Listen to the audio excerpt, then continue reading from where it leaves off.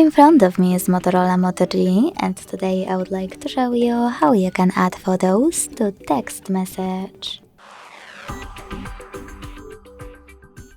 Begin by opening Messages and selecting or creating a chat.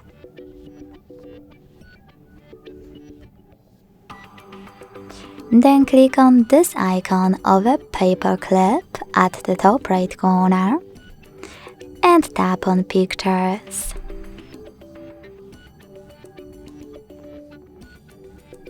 Finally, click on one of your photos that you wish to add, or select those three lines at the top left corner and tap on one of those sources. Then select your photo. As you can see, after a couple of seconds, mine was successfully attached. Thanks so much for watching. If you enjoyed this video, don't forget to leave a like, comment and subscribe. Bye!